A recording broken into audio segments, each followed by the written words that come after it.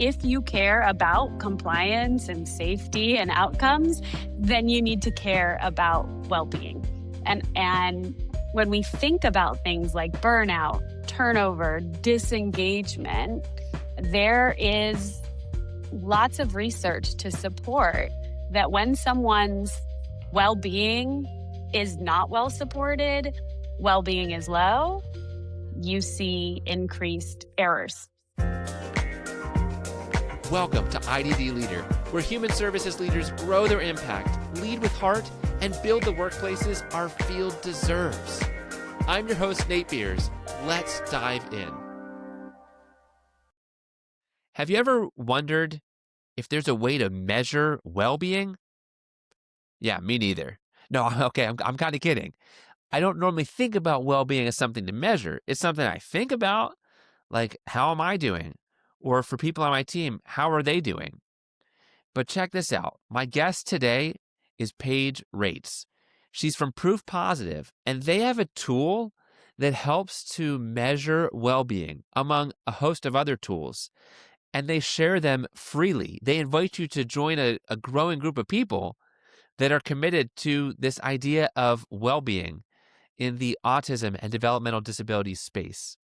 For those being served, for those who are employed or working in that space as professionals, and for everyone else affected, family members, the whole 9 yards.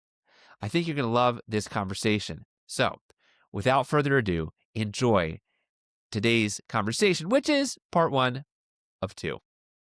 If an IDD provider is bleeding staff right now and they know they can't raise their wages this quarter, from your perspective, what's the first thing that they could do that would actually make a measurable difference? Yeah, I think that's a great question. And, I think we often think that increasing wages is the answer. And don't get me wrong, I think that we always want to be thinking about how we can have sustainable wages for this work. It's such important work. But if that's not an option, and it isn't always an option, certainly not always a quick option, I think we have to think about what is it that helps people stay or pushes people away. And I think when we think about that, it often is feeling a bit invisible or unseen. And so how is it that we think about the work that's being done? Can we implement some strength-based approaches and interventions? We know that that's going to increase people's well-being. We know that the research tells us individuals feel more connected to their work. They feel more satisfaction in their work. So how do we think about those kinds of interventions that we can put into place that can be pretty quick to implement and have a really large impact on someone's well-being, which in turn has an impact on whether or not they stay through the hard times?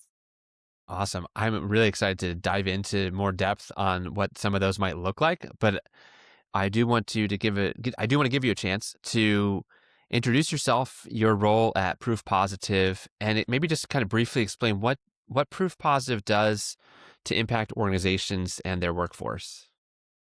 So my name is Paige Raetz, and I have been a practicing behavior analyst for a little more than 20 years. And I recently made a switch to Proof Positive. As a clinician, I've worked across a variety of settings. I've worked in early intervention. I've worked with geriatrics and everything in between. And when I first was introduced to Proof Positive and the work they were doing, I just felt really, really inspired, and thought that this was something I just wanted to be a part of. So Proof Positive is a nonprofit, and our mission is to spread the science and skills of happiness. And what does that mean? It means that we really are looking at the science behind positive psychology and how do we implement those and really think about the intersection of behavior analysis and other disciplines with positive psychology. We offer resources on our website, and we're able to offer those for free. So organizations can learn more about the science behind positive psychology, about these evidence informed practices. And then we have resources that you can use to directly start implementing these. We really feel at Proof Positive that well being is so important for everyone, but it is particularly important for the autism community. And so our resources are available. And when we say the autism community, we mean providers, we mean family members, we mean individuals themselves. And so we want to make those resources available for all of those individuals. And again, resources that can really support um, direct implementation. I mean, that's fascinating to me, especially because coming from a behavioral background and then positive psychology, I feel like those don't always, Hmm. they don't come out in the same sentence all the time. And so I may ask you about that, but even just, I guess for any leaders that are hearing things like wellness or happiness and the science of happiness, that kind of sounds, I mean, it could sound kind of soft, I guess would be a way to put it. Hmm. As how do you or how does Proof Positive define well-being in a way that makes sense for leaders that are responsible for things like outcomes and compliance and staffing ratios? Yeah. I mean, I would say that if you care about compliance and safety and outcomes, then you need to care about well-being. And when we think about things like burnout, turnover, disengagement, there is lots of research to support that when someone's well-being is not well supported, well-being is low, you see increased errors. And so we see this in sort of adjacent fields like healthcare. There are several research studies that look at exactly this. When someone is reporting low well being, when they have high burnout, they are more likely to have patient errors. And so, if we care about safety and compliance and outcomes, then we really need to care about the well being of our team members. So And there's what a science behind this. Okay, so yeah, let's lean into that. Tell me about that. How does that how would one get started on trying to implement more, well-being? I'm thinking like the first thing that comes to my mind is like you set up a room in a building that's kind of quiet and it Mhm. has like, maybe like a fountain, like like a little mini waterfall or something, and people can just go there. But I feel like maybe I'm missing something. There's more to So that. Yes, yes. So, I think when you look into the science, you can start to learn about different practices that support well-being. So I'll give an example. There is quite a bit of research behind the idea that having exposure to stimuli that evoke positive emotions can have a big impact on future behavior. And so when we look at this research, I found it so fascinating. And lots of this comes out of the work of Dr. Barbara Fredrickson. Um, but this work has looked at things like problem solving. And so engaging in a problem solving task and then um, experiencing stimuli that evoke different kinds of emotions, positive emotions, negative emotions, neutral emotions, and then engaging in a problem solving task after. And what you find is that people can have more diverse problem solving abilities following exposure to stimuli that evoke positive emotions. They have more creative solutions to problems. So, if we're thinking about these things, we can think about it in these ways and look to this research. But this is one example. When you experience positive emotions, you then have these added benefits following that exposure. And when we think about well being, to your question, what is that? What does that mean? It feels kind of hard. There is a whole theory behind well being and in positive psych.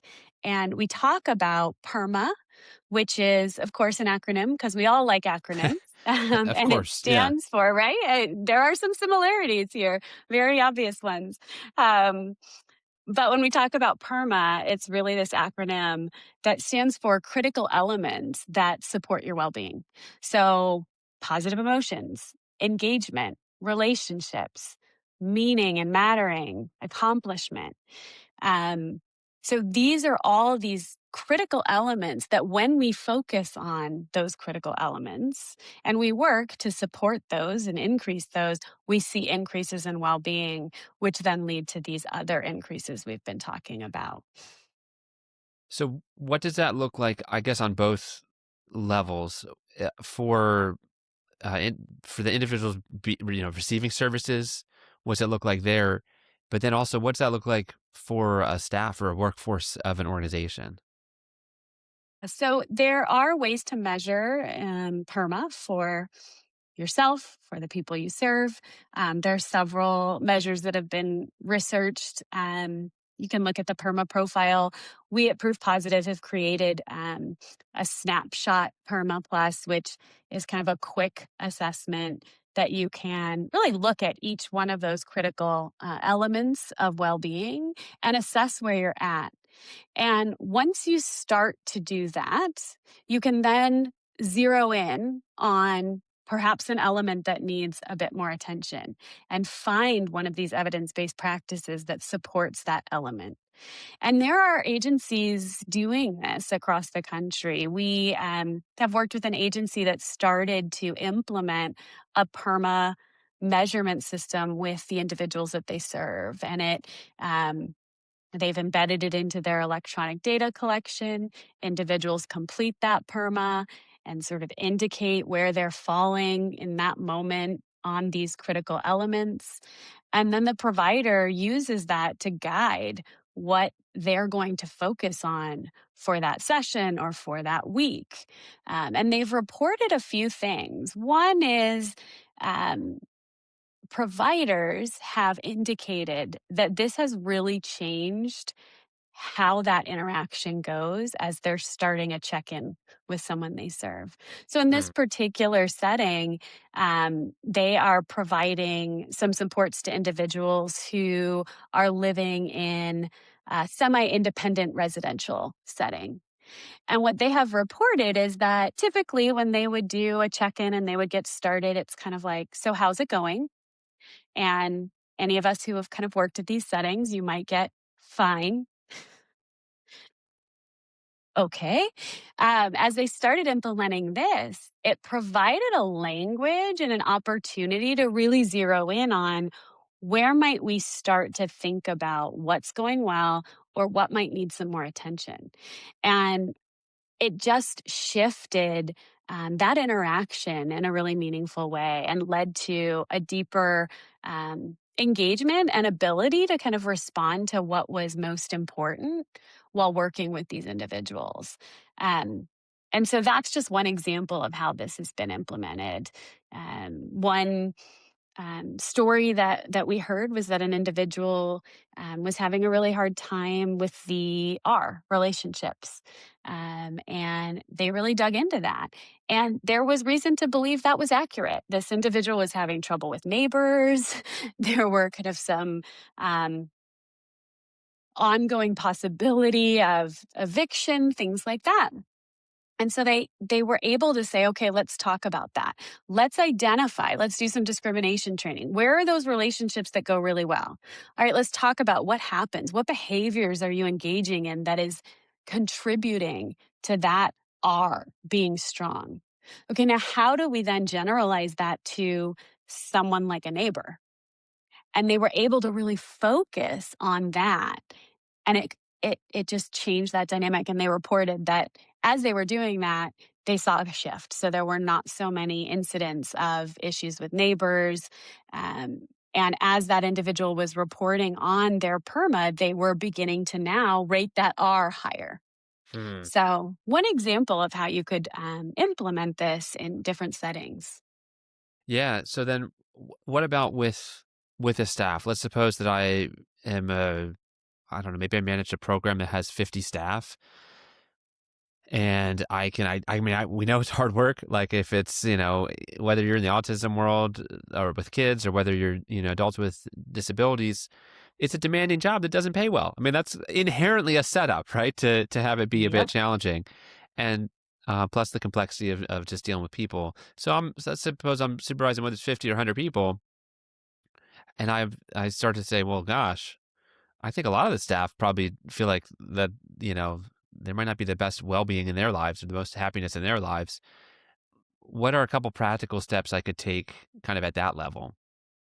Yeah. So again, I think starting with measurements always important because it gives you kind of a grounding. So you could implement a similar strategy. Have your staff start assessing their own well-being through a well-being tool. So PERMA profile. There's one specifically that's for workplace settings. And that can also help you kind of identify where you might narrow in.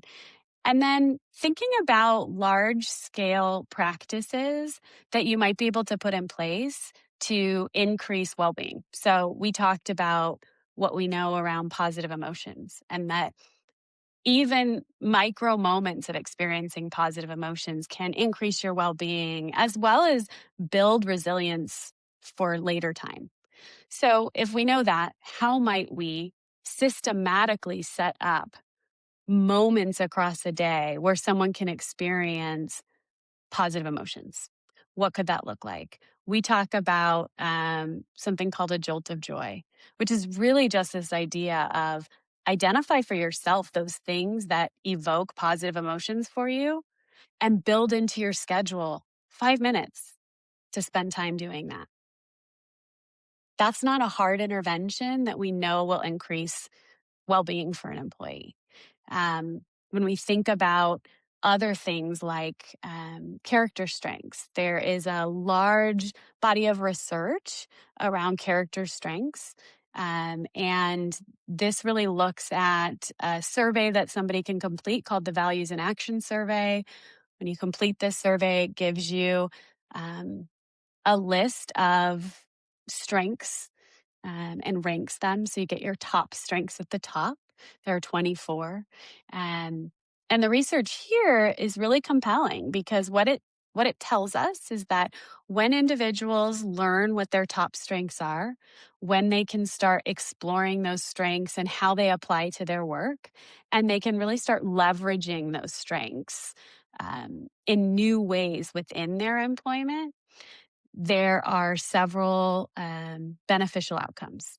So, in employment settings, this research has shown that individuals who are able to do that experience higher job satisfaction, decreased absenteeism, um, lower reports of burnout, higher reports of sort of seeing their job as a calling, which we know is something we hear in this line of work when people first start. So, kind of reconnecting to that why.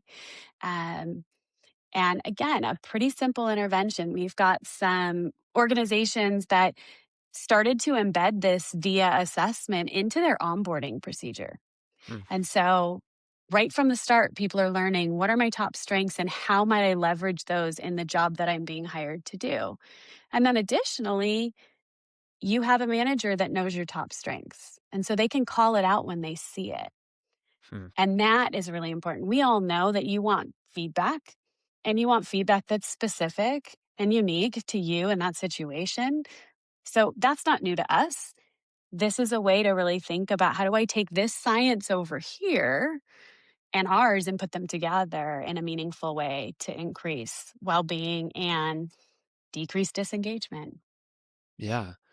Have you seen, I mean, I'm still really like, I'm pretty excited about this.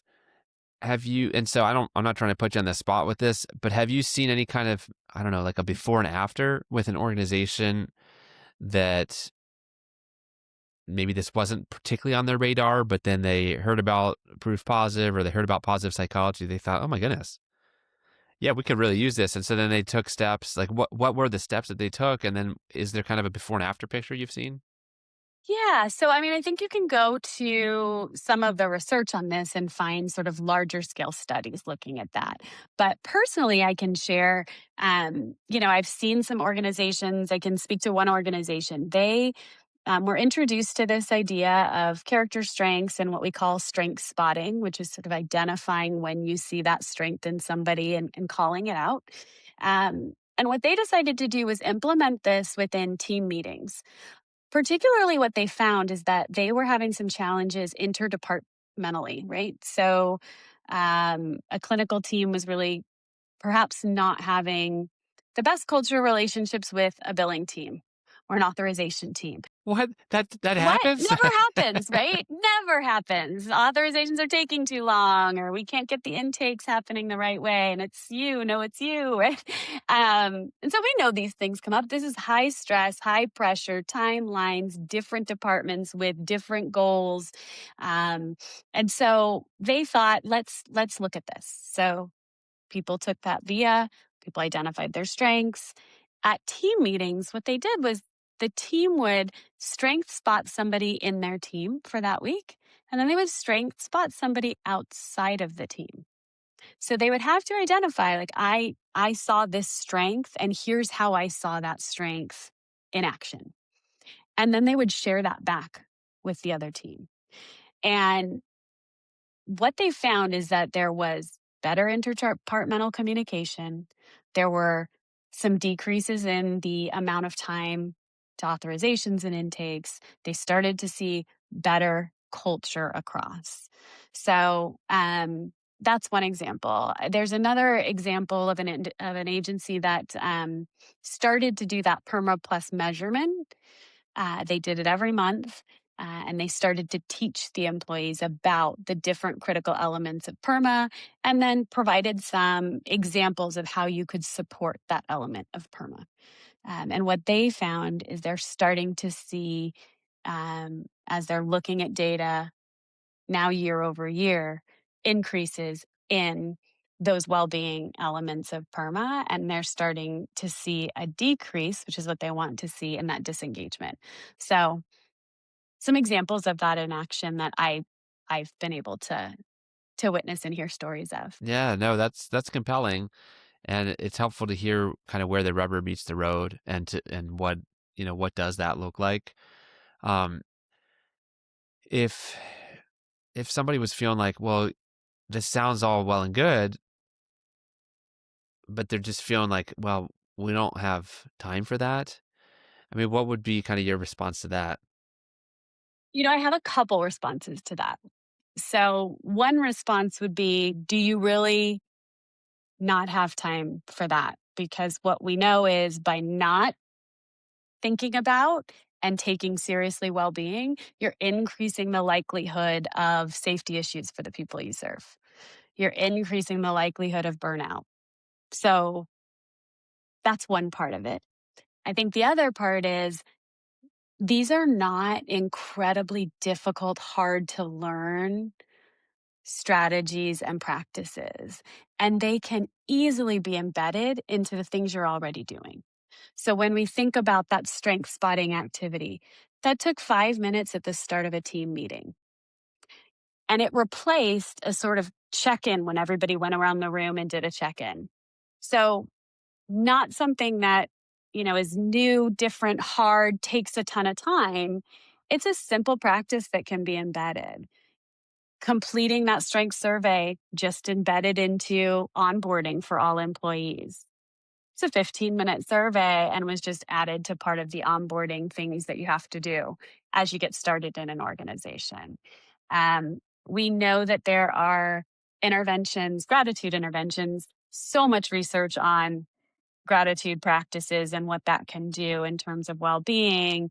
A simple practice that we talk about as what went well, it's just identifying something that went well that day. So easy, not something that takes a really hard time to learn, not something that takes a ton of time to do, but can have a meaningful impact. And so when I think about something like a what went well, um, we've seen organizations add this to the end of a SOAP note. It's as simple as just spending a moment to think and reflect on your time in that last session and identify what was right. We are so quick and we spend so much time thinking about what went wrong. Rightfully so. We want to make sure that we are addressing all of the needs, but we often don't stop to think about what went right.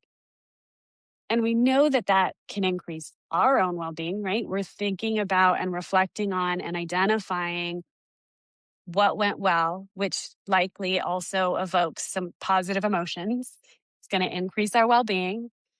But here's the other thing: the next person that comes in and reads that note is going to finish that note with something that went well, which instantly shifts that next moment. So I would say, yes, sometimes we feel like these new initiatives are going to be really expensive, take lots of time. It's one more thing I have to do or learn. But these are things that really could be embedded into things you're already doing. Yeah, 100%. I really like that what went well thing that you just described, either on a case note or like a touch point team meeting, wherever you want to embed it. But no, I really like that because it's so easy, I think, for us to get so focused on what needs to get fixed. I mean, usually Hmm. that's where a lot of leaders' time goes. That's where even a lot of there's so much more documentation about incidents than like, they had a great day. I mean, how many words is it? They had a great day, like that, and then the 5 words. But then if something goes wrong, we have to write, paragraph after paragraph about every part of the incident, and then our risk mitigation plan for how it's not going to happen again. And Hmm. so there's just kind of this easily skewed towards that. So I really loved that Yeah. what went well. I mean, even what you just said, our risk mitigation.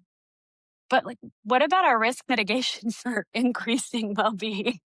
Yes. Same approach, right? If we were to just flip that script, what could change? Um, so yeah, I mean, I agree with you. I think it's not to say that we should ever ignore, what's not working and what we need to be focusing on if things need to be adjusted and shifted, but we can spend some time on what went well. There's this organization that's doing employment work for individuals, and they have incorporated this into their sort of debrief with someone after they finish a work session, and they have the individual identify what Yeah. went well in your work shift today, Mm. and then they also identify what they thought went well. And so it's, again, modeling and teaching that same well being approach to the people that they serve. Yeah, that's awesome. I like that a lot. Yeah, it's gosh, and it's free. I mean, this is it's a zero cost strategy, but it's a powerful one. I've seen it firsthand with teams that are high performing teams almost always are good at celebrating the wins, and Yes. not just the once every 3 months kind of wins that are few and far between. I mean the small wins. Celebrating the small wins is a huge part, I think, of winning team cultures. Yeah. And the research tells us that, individuals who have the ability to set and meet small goals regularly indicate that they have higher job satisfaction.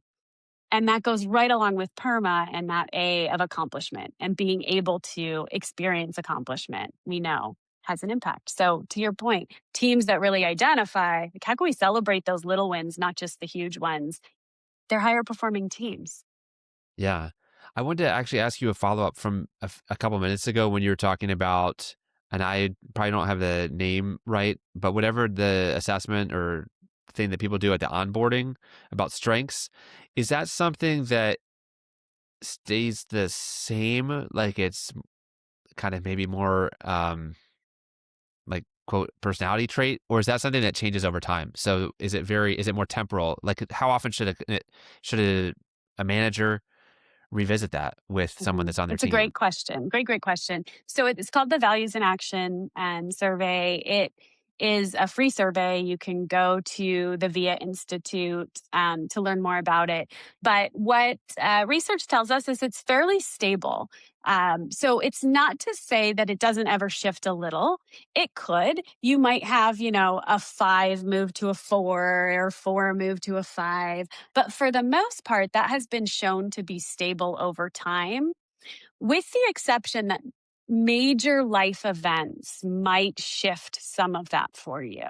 But I can share personally, I can be a bit of a skeptic. And so I took it, and then took it again like a year and a half later, took it again another year later, and mine has stayed consistent. I don't know why I thought that, perhaps I'd be the outlier when all the research says no, but it does stay consistent. And, it's interesting because the character strengths are, um, there's 24, again, a well researched measure. But for example, my top character strengths are appreciation of beauty and excellence, humor. So when you think about that, again, it can feel a little fuzzy, but you think about how those play out in your daily work, daily interactions. And someone once said to me, when people take this, often they see those top strengths and they can immediately think of people referencing those when they were young. And so again, for me, I was like, yep, humor's always been one. And sometimes I use it appropriately. Sometimes I overuse that strength and it can get me into trouble. And I can definitely remember times, 30 years ago, hearing about perhaps my overuse of one of these strengths like humor. So it does show to be stable. So not something that you would necessarily need to implement on a yearly basis with your teams. So then if it's just someone that's on my team and maybe maybe I wasn't even part of their onboarding, either I'm the newer one or they're the newer one, or they just simply like switch departments or something. How could that still be a useful tool? I mean, I can picture in my head, but I want to hear kind of your take on this. Yeah, so I think a few things. One, I think when you build a culture where an entire organization knows what these strengths are, is spotting these strengths regularly in their colleagues when it happens, and you have that culture, everybody knows about that, right? And then I think making it just common practice to talk about your strengths. So if I were in a, working and you're my supervisor and I just got switched and now we're going to be working together, I think in that first meeting, part of that conversation is share with me what your top strengths are. Tell me Mm. a little bit about how you use that in your role. Yeah. Yeah, It's yeah, as yeah. simple as that. And when you have that culture where everybody understands what character strengths are, has learned about those character strengths, has them for themselves, that can be a very simple conversation and a powerful one. I was working with a team and um, we really talked about, they do a lot of project based work. And so thinking about as you're developing the team of people that will be working on this project, are you thinking about the strengths required for that project to be successful? Because you might need someone with a lot of prudence. And if you've got a team and nobody has that strength, are you really putting together a team that can pull off the best product that you're looking for? So they reported back later about how impactful that was and how now they are, in fact, building project based on strengths as well and thinking about, okay, what strengths do we need for this project to launch successfully? And do we have the right people where those strengths are their top strengths and those come so naturally for them versus a bunch of people who are going to have to be working really, really hard because it's not their top strength. And maybe we're not going to get the best. Wow. I hope it's hitting you as much as it's hitting me.